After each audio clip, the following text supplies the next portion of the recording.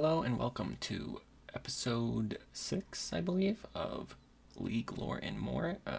Episode 6 because this is our 5th champion that we're covering from the land of Shuriman, and that champion is going to be Sivir, the Battle Mistress.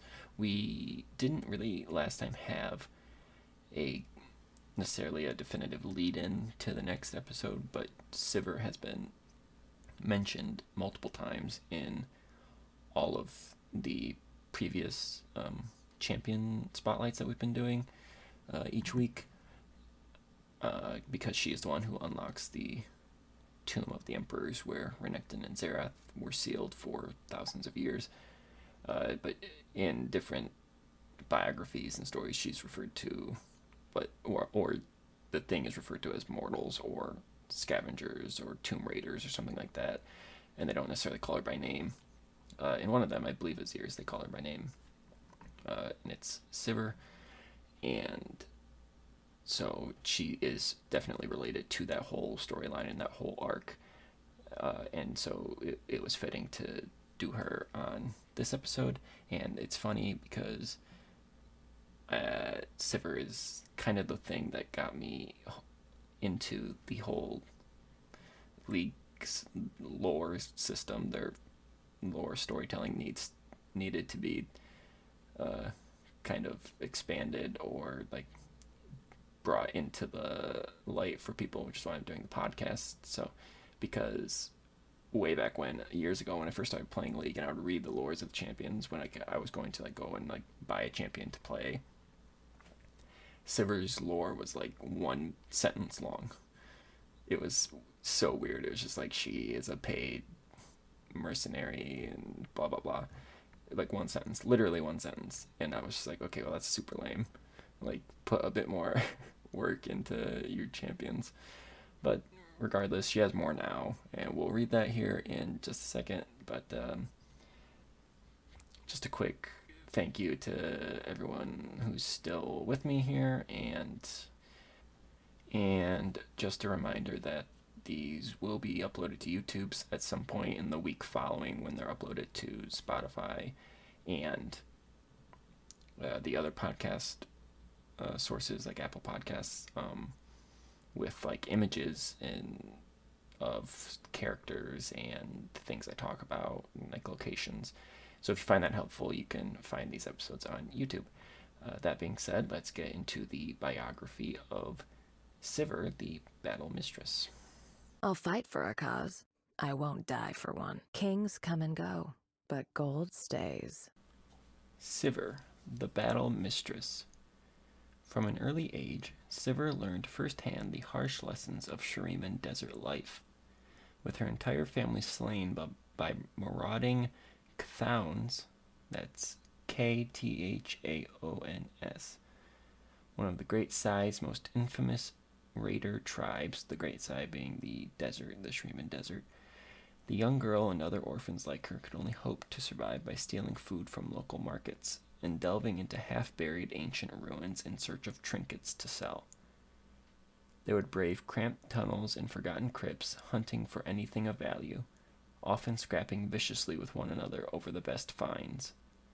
Sivir would lead others into the depths, but could rarely hold on to what few treasures she managed to unearth.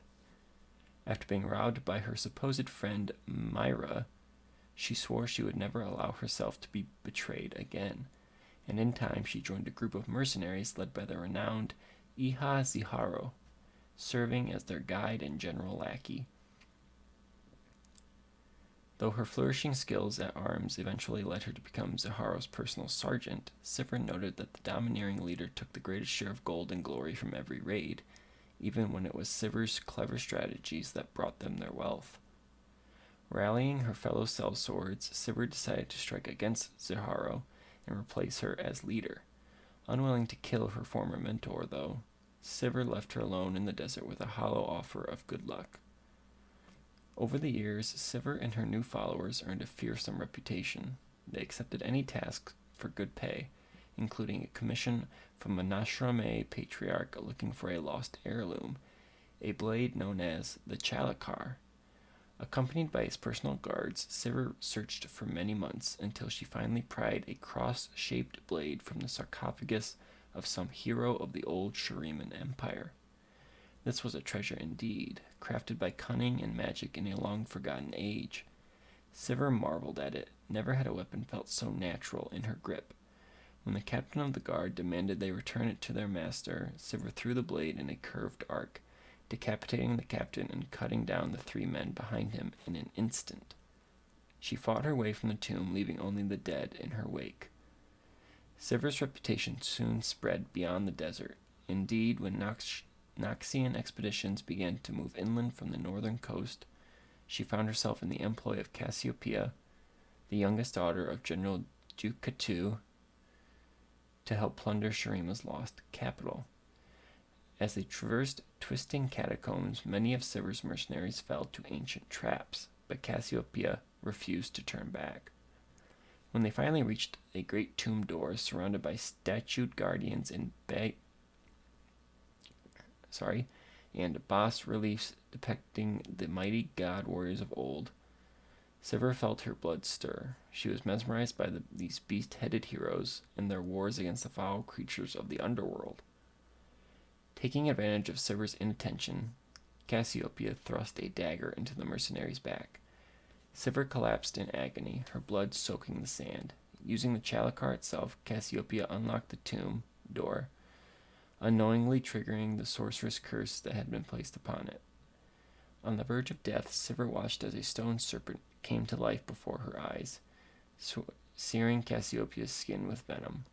The last thing the sellsword heard before her senses dimmed were the roars of maddened gods, unleashed from the tomb to walk the earth once more.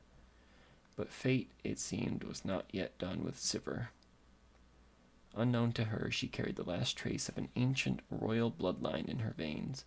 She awoke to find herself tended by none other than Azir, the last ruler of the empire, who had been denied his right of ascension and passed into legend. Her spilled blood had reawakened his spirit almost 3,000 years, completing the ritual and imbuing him with all the celestial power of a god emperor. There, in the oasis of the dawn, he used the healing waters of that sacred pool to miraculously undo Sivir's mortal wound. She had heard tales of Azir and his prophesied return, and always thought only fools could believe in such fantasy.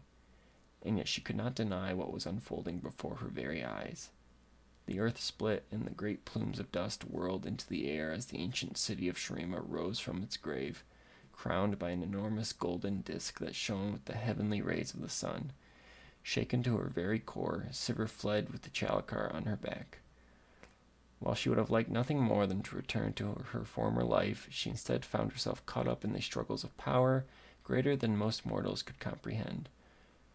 At the city of Fakura, she crossed paths with another ascended being, the freed magus Zerath, now seeking to end Azir's bloodline for good. But with the help of the scholar Nasus and a young stone weaver named Talia, Sivir survived once more. The time has now come when she must choose a path, either embracing the destiny she has been given or forging her own amid the shifting sands of Shurima. So we get some backstory and some character traits for Sivir there, and we also get introduced to another character in Cassiopeia who isn't part of Shurima. She's part of Noxus, so she would not get her own episode until we reach that point in our story, in our study of Runeterra. But it's interesting that we have these crossovers already, especially in a desert locale, even though it's because Noxus is conquering the world. But we also kind of get this very self-preservationist mindset from Sivir, and like a very typical rags to riches story that we see in a lot of these lore stories and just universes, that there's always these characters that, you know, came from nothing and now they're something, and then it turns out that she's actually, you know, of ancient royal blood. She's, you know, descended from Azir, and, you know, why wouldn't she be? And obviously it's because they made up the character so that so they can make her be whatever she wants to be. It's not real life, so I shouldn't be picking a fight with that. But yeah, and we kind of get another look into like kind of how the way of life goes in Shurima's desert. Now, thousands of years since the fall of the Shuriman Empire, and it's very cutthroat, very live or die, eat or be eaten. And another thing is probably that these people, these marauders, these tomb raiders, and these sellswords that Sivir is one of, they probably are impacting resources in the area, and one of the scarcest resources in the area is going to be water, and that leads us into the story for this week, featuring Sivir, a story about Sivir, and really just kind of fleshes out her character more. And so here we are, we're going to read a story titled Water. I always take my toll, blood or gold. Water. Sivir's throat felt like it was coated in a layer of broken glass. The cracked flesh of her lips burned, her eyes refused to focus. I've given them more than enough time to move on. She leaned around the edge of the boulder. The caravan was still at the spring and showing no signs of moving on. Why did they have to be Chthauns? Of the many, many tribes that want her dead, the Chthauns stood out in their persistence. Sivir scanned the tribesmen again, looking for any sign the caravan might climb out of the old riverbed and continue its journey. She rolled her shoulders, trying to judge if her muscles were up to fighting a half-dozen men. She'd have to take them by surprise to stand a chance. That prissy Noxian got the drop on me. Sivir shook her head, trying to clear her mind. Now wasn't the time for those thoughts. I'm becoming scattered from the lack of water. Why didn't I bring more water? The city had been bursting with it. Huge streams poured from statues, all at the command of an ancient. He healed my wound and saved my life. Then he returned to rebuilding the temples around him, calling out strange words in an old dialect she could barely make sense of, talking to himself in a dead city filled only with sand.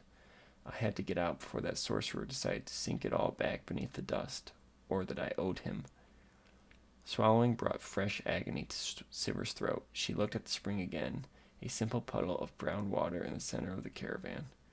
I've given them a day, she reasoned. I will die or they will die, for a few drops of water or a few slivers of gold.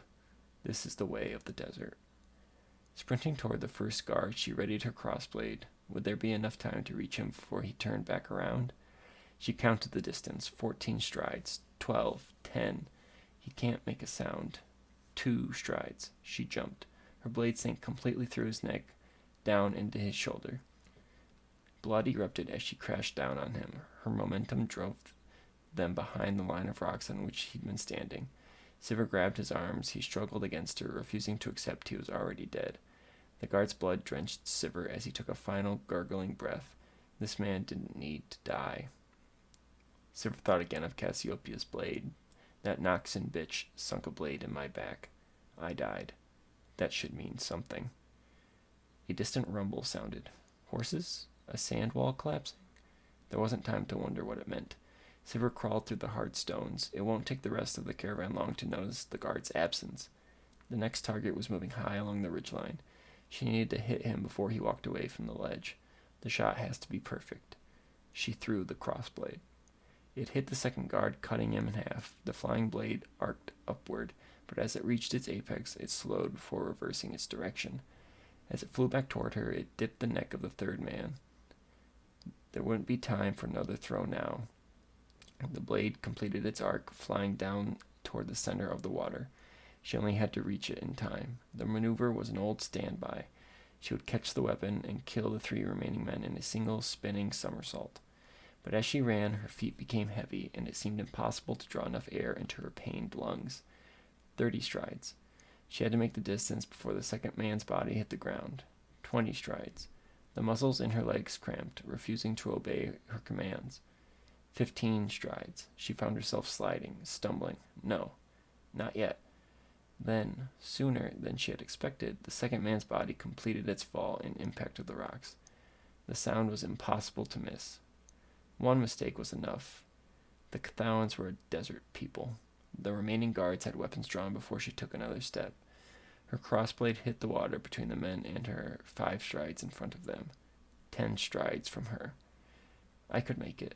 Every reflex in Sivir's body willed her forward. Instead, she slid to a halt, nearly falling forward. Failing to bring enough water.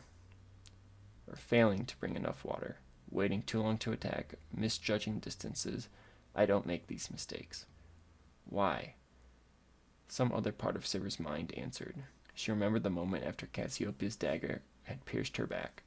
She couldn't feel the blade itself. Instead, she felt a sudden, unexpected weight that seemed to steal her breath and crush her lungs. I killed 3 of you before you heard me, Sivir coughed. You don't have a weapon, the largest of the Cathowans said. Only because I don't want your blood in the water, she lied. The 3 remaining men exchanged glances. They've recognized me. A year ago, I killed your chieftain and 24 of your finest for a bag of thin gold. It was a cheap price for their lives. She met the 3 men's eyes. They were spreading out from the water, attempting to flank her. The gold I earned from killing your chieftain and kinsman, she asked. I gambled it away in a single evening. We will avenge them and your insult, the largest man responded. I shouldn't have killed them, she said. Not for that gold. Don't make me kill you for a few cups of water. The Cathawan's leader nervously adjusted the grip on his weapon. I'm telling you I can make it to the blade before you can act, Sivir explained, and if I run for my blade, you will die. She indicated the foul brown water. Your lives are worth more than that. Then we will die with honor, the largest man decided, though his fellows seemed less certain. Did I need that weapon to kill the 20 men you want to avenge? Sivir warned. You are too few. The 3 men hesitated. They knew Sivir's reputation. The other 2 pulled the largest man away before backing to their mounts. Sivir edged towards the water. We will return with our tribesmen for vengeance. Lots of people have tried that, she said. Never worked out for them. Sivir rolled her swollen tongue against the top of her mouth, desperate for relief. Every part of her wanted to kneel down to the water and drink. I have to wait until they cross the far dune. As the men climbed into their saddles and rode away, the strange rumbling sounded again. It was loud and growing louder. It's not horses or shifting sands. Sivir turned to its source and watched as a 3-foot wall of blue water rushed down the ancient riverbed, the water from the city. The moment before the water hit Sivir, she felt the rush of cold, damp air in front of the flood. It shocked her like an unexpected kiss. The first wave nearly took out her knees. The impact stung with cold, but as it enveloped her waist and legs, it became soothingly cool. Sivir laid in the water, letting it wash over her. She could feel the painful grit of the desert washing away as her hair floated weightless and free. I was dead. I must make that mean something. So what we learned in that story is that Sivir is a badass and Cassiopeia is a bitch. And yeah, somebody is going to do whatever it takes to get a drink of water, and that was kill multiple men and strong arm the rest to leave. And that if that doesn't sound like a badass, then I don't know what is, because I know I wouldn't have even attempted that, but I guess if I had her skill set and her holy, ancient, powerful weapon, apparently that thing is just insanely overpowered, that you can just huck it at will and it just cuts people in half. Like, it's gonna be dangerous to carry around. But now we can get into our comparisons for Sivir, and there are a couple that are kind of spot on, and like last week how we talked about Tyrion Lannister and mixing him with Eddard Stark, I think we can do that again in this situation. And I really only have, I mean, if you mix them together then we only have one, but separated we can say that I think the obvious one that people that are familiar with video games would suggest would be Lara Croft. I don't even know if I'm saying that right because I've never played the games, but Lara Croft Tomb Raider. And it has also been made into multiple movies. I believe Angelina Jolie played her originally in films. in the early 2000s. And then I can't remember the name of the actress, but they did one in 2018, I believe, a film. But there's been tons of games ever since like 1996, so it's a very, very old franchise. Obviously, in the name, Tomb Raider, like, or the names of the games. So someone who is going down into these ancient tombs, fighting their way through adversaries, and then finding treasures, uncovering secrets and all of that sort of thing very much ties into Sivir's life as like this scavenger when she was younger, trying to dig into these tombs and these uh, burial sites to find ancient treasures that would help feed herself and her whoever she had with her, basically. But probably mostly just for herself, since that was the way life was. And then the person also that I would mix it with is Rey from the new Star Wars trilogy. Yeah, I mentioned it a few episodes ago, but I hate these movies. But Rey, growing up a scavenger, without her parents, she was left on Jakku, I believe it's called. Jakku is the planet, which looks just like Tatooine, but it's not Tatooine. These aren't the same movies as the original trilogy, we promise. Uh, she goes up there and she's scavenging parts and valuable stuff from the wreckage of fallen Star Destroyer ships that fell onto the planet when they were destroyed up in space during a battle in the war between the Empire and the Rebellion many years before Rey was around to know what was going on, because the war's over at that point. But so she scavenges those to find parts to then, which she then turns in to get food. And I mean, that's kind of spot on what Sivir's life is like. Rey then also turns into a badass warrior who becomes, one of the most powerful beings in the universe, whereas Sivir is one of the most powerful beings in the Shuriman desert and ecosystem environment. She's revered, she's feared, she's well known across, like, everybody knows her name because she's the leader of this group of warriors, these people that you can pay and they'll take care of your problems or help you do something, usually by force and by killing someone. Rey isn't necessarily evil like that, but she can take care of business just like Sivir can. She, even though this is a terrible, terrible thing and I hate it, she learns to use a lightsaber, right after picking it up, and she seems to grasp what the abilities inside of her are capable of rather quickly. Just, I guess, sort of like how Luke did in the first one, but I think they really forced the whole training aspect a bit harder than they did with Rey. And so, yeah, those are the ones that we have for this week. I think if you mesh those two together, it really would form the Sivir character. And yeah, so a short episode this week, but I couldn't really flesh out those comparisons as much as I wanted to. But again, Sivir's lore was a bit lacking. I mean, the stuff was fine, I think, for what we're going for. But again, I want all of these storylines to be continued in some way so that they have endings or they build even more tension and we see more interaction between the characters instead of just kind of name dropping in the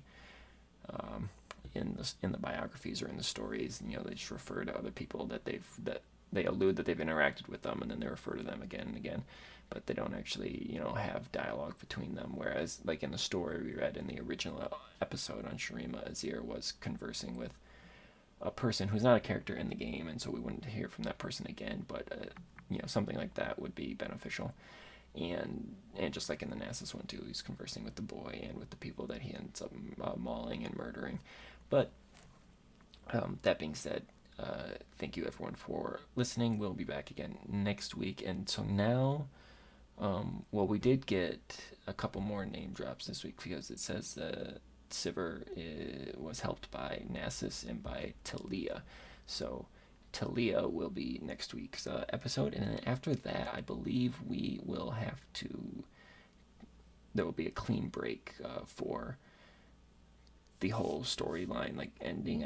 I think because I think it then jumps into just kind of these random creatures that exist in Shurima, and so we'll do those to kind of wrap up this whole Shuriman thing. There might be other people that interact a ton with Shurima but have their home listed as elsewhere, and so we're gonna hold true to that, where they're listed as being from as when they'll get their own episode and just roll with it that way.